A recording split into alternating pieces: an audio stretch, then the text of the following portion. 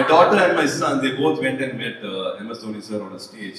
அப்போ சிரிச்சுட்டு வெக்கப்பட்டுட்டு ஒரு மாதிரி நின்றுட்டு இருப்பான். முடிஞ்ச அந்த வீடியோ பாருங்க. Indran sir he still has that innocence.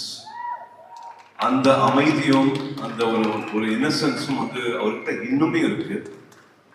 இவ்வளவு பெரிய ஆர்டிஸ்ட் பல படங்கள் பண்ணியிருப்பாரு.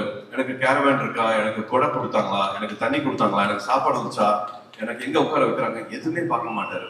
ஆனா ஒரு சீன்ல வந்து நின்னார்னா அவரை யாரையும் ஜெயிக்கவே முடியாது, அவர் அடிச்சுக்கவே முடியாது.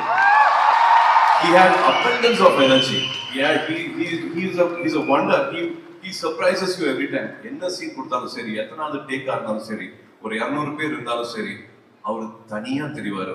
எங்கிருந்து அந்த எனர்ஜி எடுத்துட்டு வருவார் அப்படின்னு தெரியல, எங்கிருந்து அந்த பவர் எடுத்துட்டு வருவாருன்னு தெரியல. அட் திஸ் டைம் நானும் அவரும் சேர்ந்து தான் வந்து நேஷனல் அவார்ட் வாங்கினோம். இவ்வளவு வருஷத்துக்கு அப்புறமா he is defined who he is. I think ஆரம்பத்துல அவர் இந்த கேரக்டர்ஸ்லாம் வேற, அதுக்கப்புறமா வந்து விடாமுயற்சியா வந்து அவர் என்னோட அடையாளம் இது கிடையாது, திஸ் இஸ் நாட் மீ.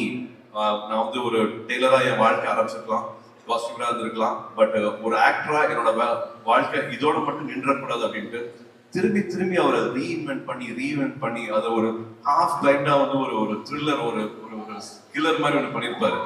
அதெல்லாம் யூடியூப் ஷார்ட்ஸ்ல பார்த்தாலே வந்து மறந்துற மாதிரி இருக்கும்.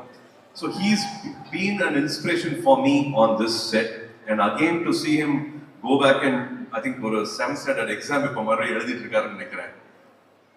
அமேசிங். அவர் லைஃப் மெமரிஸை வந்து பண்ணிக்கிறதும், அவரை ரீடிஃபைன் பண்ணிக்கிறதும், ரீஇன்வென்ட் பண்ணிக்கிறதும் வந்து I think we all should take him as an inspiration. My respects to him here today from the stage, and அவர் கூட இன்னும் நிறைய படங்களும் பண்ணணும்னு ஆசைப்படுறேன். அவருக்கு நான் இங்க இந்த நன்றியை சொல்லிக்கிறேன். மற்றபடி RJP, my director,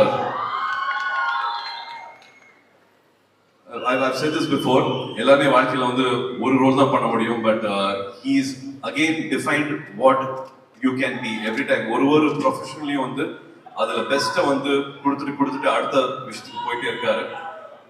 RJ Balaji அவர்களுக்கு என்னோட ஸ்பெஷல் தேங்க்ஸ். ஏன்னா நான் ரொம்ப எதிர்பார்த்துட்டு இருந்த நேரத்துல ஒரு முக்கியமான படமா இதை நான் பார்க்குறேன்.